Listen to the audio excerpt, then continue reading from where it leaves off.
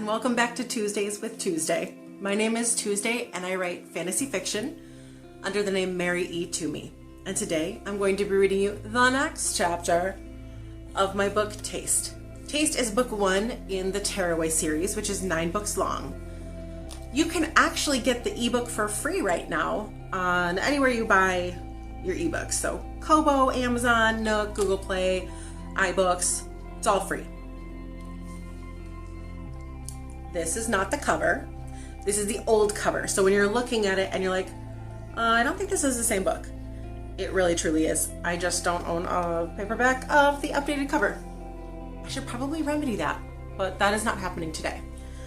I have my little guest with us today. This is Cricket, and sometimes she snorts when she is breathing. So if you hear like the giant snorting machine, it's my little baby. And I've got 4 cats, but they're all napping right now. So we probably won't get a visitor, but if we do, then it'll just be good luck.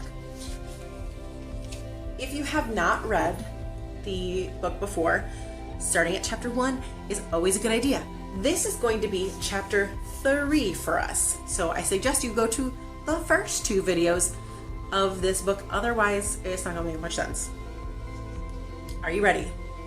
Are you spaghetti? Do you have your beverage? Are you sitting down and ready to relax and let me read to you? Pause it if you need to get yourself a drink. Chapter 3. Beauty Tips from Bev. The fresh air hit me like a slice through my lungs. I could smell earth, tires, and trees through the clean breeze that chased away all the horrors I'd grown almost immune to. From the neighbor's yard, my favorite pit bull bounded up to me, tail wagging and janky teeth smeared with drool and blood from a dead bird he dropped at my feet. Most people were afraid of Sandy because he attacked a few people. Okay, more than a few. But he was a sweetheart, lovable and cuddly if you could get past the drool and the teeth and the scars from fighting other animals and the teeth. Sandy sat in front of me and wagged his tail, yipping like a puppy, though some of my earliest memories were of playing with him when I was a girl, pretending to be a dog so I could scamper alongside him. I hoped the wolf I'd accidentally almost hit was okay. "Hi, baby, you doing okay out here?" Sandy's bark seemed laced with a warning, but I couldn't decipher anything more specific than that. "Man, I missed you." Sandy was always appreciated the hearty scratch behind his ears. "October Grace, get up and stop playing with that mutt. Get! She swung at Sandy with her purse. Luckily, she had terrible aim. Sandy had never attacked my family, which I appreciated, even though he had every right to defend himself against Bev's purse. "Bev, it's fine. He just wanted to say hello." I buried my face in Sandy's neck, and for a second, I heard him sigh contentedly, as if he needed the contact as much as I did. Some weeks, Sandy was my only hug. Some months, even. "I missed you, boy." I kissed Sandy on the top of the head, giving his neck a hug that didn't make me once think of the germs I knew were crawling all over him. I loved Sandy. Love was funny like that, erased a myriad of otherwise insurmountable obstacles. One more kiss, and I led him back to his yard, retying the useless rope that never held. Bev sniffed at Terrence the Taurus as she slid into the passenger seat. "I don't know why you had to spend so much money on a new car. Such a waste. I drive past half a dozen used cars being sold on the side of the road for probably a fraction of what this set you back. Do you know how many things you could have done and bought with the difference? You could have bought nice pants for one, perhaps a pair of shoes that aren't tennis shoes, maybe some makeup to cover over all that." She motioned to my face. That was always a bother to her. I didn't mean to shrink, but my neck disappeared into my shoulders like a turtle. I don't know why I let that dig cut me, but Bev didn't miss a beat. "What you really need is a total makeover. Honestly, it's like you want to parade around your worst features. I'm just saying is all." Then she turned to me with a syrupy expression after buckling her seatbelt, and I knew she was going to ask me for something. "Honey Pie, I'm a little short on the lot fee this month. Any chance you have a little extra?" I shrugged apologetically, balling my toes in my shoes to hide my discomfort. Loaning Bev money was against the rules. Allie, and I had concrete laws we'd agreed to, and no matter how much I didn't mind helping Bev out, I couldn't disobey Ollie like that. Sorry, Bev, I wish I could, but I'm tapped out. What'd you spend all your money on? I hope it wasn't something good if you can't spare a couple $100 to help out your mama. A harmonica, I lied, reaching for anything at all. Obviously the wrong thing. I wasn't great at lying on the spot to Bev. You spent hundreds of dollars on a harmonica? I swallowed. It was a really nice one, and it wasn't hundreds. I just don't have any extra this month. I really am sorry. The being sorry part was true. I wished I could manage Bev's finances and help her when she was short, but Ollie and Allie had been firm. No money to Bev. I cleared my throat. So your new guy sounds great. You haven't been this excited about anyone in a while. She clasped her hands together, temporarily forgiving me for blowing my life's savings on a fictional harmonica. Oh, I can't wait for y'all to meet Ezra. In her girliness, I forgave her for the slight on my wardrobe I had bought because I loved. I forgave her for talking down about Terrence the Taurus, who'd been faithful to my butt when Bev couldn't be, because she is who she is. She was happy, and despite all the crap she'd put us through, I wanted a slice of that girly fun for her. One of us should be young. She'd always been better at being young anyway. As I started down the dusty street, Bev pulled down the visor to make sure the slight breeze didn't dare rise up against her perfect hairdo. You know what you need? A boyfriend. How's that little Mexican boy you see on and off? Juan, Pedro, Jose? Beto? I reminded her.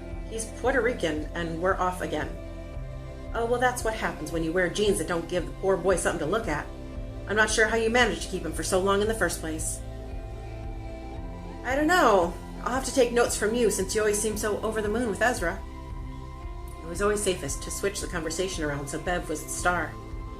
I liked to watch her shine anyways. She had a bright smile that, when it wasn't vindictive or phony, was actually very pretty. By the number of sincere grins of anticipation she'd worn this morning alone, I could tell she was really into this guy. Bev was fussing in the mirror with her hair and wondering aloud when I would consider getting highlights to get those disgusting brown notes out of my hair so it could lean more toward my auburn tones. But then you might look too red-headed, and we can't have that either. Blonde safest. What man can't keep his hands off a blonde? She laughed, and I tried to get my smile back in place for her. She liked me best when I laughed at her jokes. And I prayed they were jokes. Bev's pinched nose wrinkled as she eyed a piece of hair that inched out of place. She snuck up on the errant hair like a ninja and stabbed it with a spare pin from her pocket. October Grace, could you be a love and see if you have any more pins in your purse? I need another. Oh, here you go. I pulled one from my hair and handed it to her.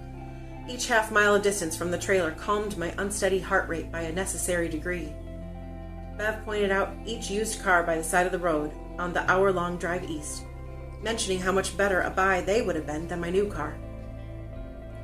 I scratched the back of my hand as I drove, taking out my stress on my skin, as usual. I'd discarded my gloves on the way out of the horde, so they weren't there to save me from germs, or from myself. The scrapes had healed since I'd checked in on Bev last week, but they opened afresh after only an hour spent helping her get ready. Pinpricks of blood started to show on the back of my hand, and somehow the red felt good, right in a way. It was the one thing that felt like a breath in the familial land of suffocation I had yet to figure out how to extract myself from. Ollie and Allie were smart. They got out. Every time I told myself something Bev did or said was the last straw, my conscience tore at me and brought me back. Bev had no one. She needed someone to take care of her. Ollie and Allie didn't see it that way. They had this notion that the parents should take care of the kids. Maybe in a perfect world, sure. Why do you need all those buttons on the dash? I feel like I'm riding in a rocket ship. I bet you don't know what half those do. I'm just saying. I could have gotten you a better deal. Then you would have had money to help me out with my lot fee. Some kids care about their parents is all. I'm sorry, Bev. I had a lot on my mind, so after a few more criticisms, I went to that happy place where Bev's voice turned into white noise. I knew it was best to ignore her instead of hope or expect some sort of change. My teeth were on edge, but it wasn't from Bev's home, her mouth, or erratic pfft when she saw something she didn't like out the window. I was most anxious to see Ollie. Oliver Reese hadn't been home in months, though if Bev asked, it would be years since he'd ventured back to Georgia. The three of us used to live together, my brother, sister, and me. Then I got to be too much for Ollie and Allie. My big brother left Bev and her house of hoarding for the fresh air in New York. Really, the fresh air could have been blowing any which way so long as it was a plane ride away from Bev. Ollie had a harder time letting go of the little things than I did. Now he was an investment broker, and a good one at that. He was always throwing around words like IRA, Roth, and compound interest. I pretty much just wrote him a check and let him invest however he felt like. Now when we get inside, it would be helpful if you didn't call me Bev. I know that's how we work, but I think it would put him off if my own daughter didn't call me Mama. Considering coloring my hair was one thing, but she never liked being reminded that she was a mother, or that I was her daughter. I guess that would be alright, just for today. Just around him. I don't want to be a mama unless it's around him. He likes that kind of thing. Yes, Ezra likes that whole being a parent thing. What an oddity. I tell you what, the second he asked me to call him Big Daddy, I'm heading home. Okay, Mama, I forced out. You look real nice. It was true. She always kept herself together like a beauty queen.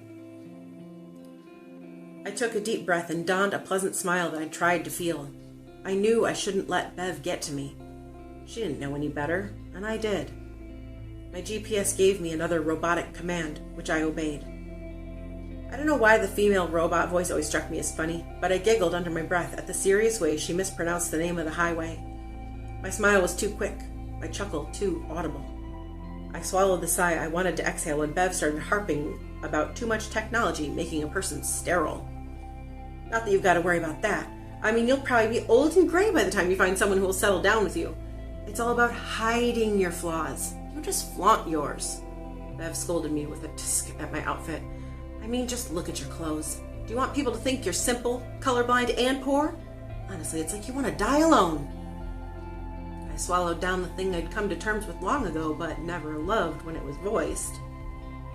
That's good advice. I'll try harder next time. Maybe I'll wear something pink. I played hardball with her favorite color, hoping it would alleviate the tension only I could feel as I scraped at the skin on the backs of my hands. And that was the end of chapter 3. We did it! You sat through a whole video and listened to a book. Good for you! By the time we get to the end of it, you can cross having read one whole book off your list. Won't that be such a nice feeling? Again, if you missed the first videos, watch those first. Otherwise, I will see you next Tuesday for chapter 4. Thanks for hanging out with me today. I hope you do something good for yourself.